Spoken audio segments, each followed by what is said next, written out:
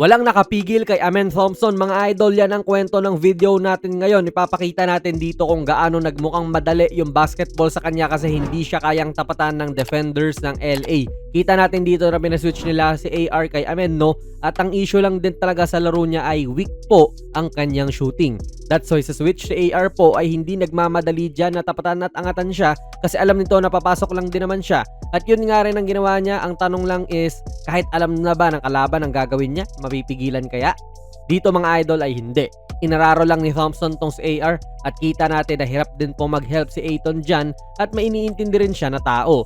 Yan po ang kwento ng video na ito. This time naman ay si Ayton ang nag-switch at mas madali naman to ngayon kay Amen gawa nung nahihila niya sa bandang labas yung big ng kalaban.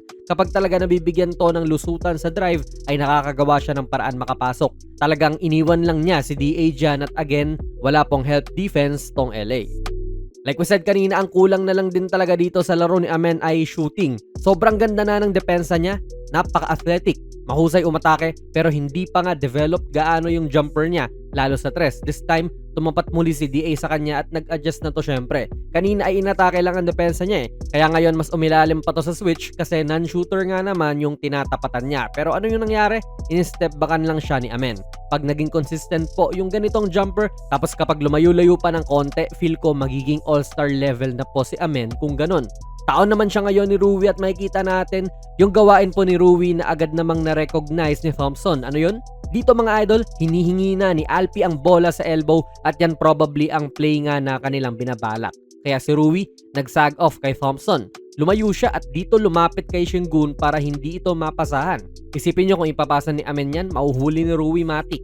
Yan nga yung na-recognize Amen at naging hudyat pa nga tuloy ito nung pag-atake niya. Si Rui ay never naman po naging mahusay na perimeter defender at kita natin siya na hirap ding mag-recover nung umatake si Amen.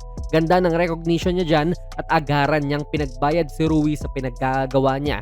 So ganyan, napakasimple ng diskarte, tila ang dali ng basketball kay Amen. Ang gagawin lang nila ay siscreenan to at maghahanap ng mismatch. Tulad ngayon na Luka ang kanyang kaharap. Napakabutas na butas din talaga nung loob para sa Houston, kita natin. Gawa nung ang big nila ay nasa labas din. So yung big ng LA malamang sinusundan siya. Kaya nagbe-benepisyo rin talaga si Thompson sa ganitong setup ng Rockets kasi once ma-pick apart na niya tong depensa ng secondary defender si Luka nga, wala na, finish na. Tapos kitang-kita nga rin dito yung pagiging athletic ni Amen. Kasi kita naman natin si Jake na nauuna na rito at si Amen naman ay medyo nahuhuli dyan. Though belong-belo na rin naman po si Thompson dito kaya maiintindihan din natin na naunahan niya si Jake. Ang galing lang no? Kasi supposedly maganda na sana yung pwesto ni Jake pero kakaiba nga yung bilis at athleticism nito at ganyang tila dinaanan lang siya. Hindi ko ma-explain pero pag napapanood ko siyang gumalaw parang naka times 2 lagi.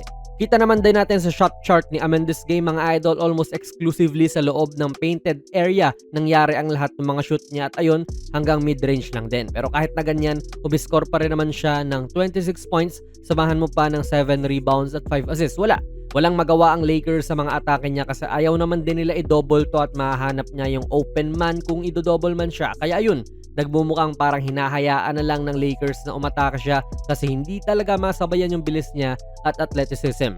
May something talaga rito kay Amen na parang ang dali-dali ng talon niya. Hindi ko ma-explain pero parang ganun nga yung dating. Kaya ayan, sa Christmas harapan nila tinalo po ng Houston Rockets tong LA Lakers at tambak. Third quarter pa nga lang mga idol, halos tapos na yung laro. Kaya ano po ang masasabi nyo sa laro ni Amen Thompson kontra sa LA Lakers? Ilagay nyo lang po ang inyong mga komento sa ating comment section. Kung nagustuhan nyo po ang ating video ay pakipindot na lang idol ng like button, mag-subscribe ka na rin sa ating channel. And ako nga pala si Jonas PB and as always, hanggang sa muli.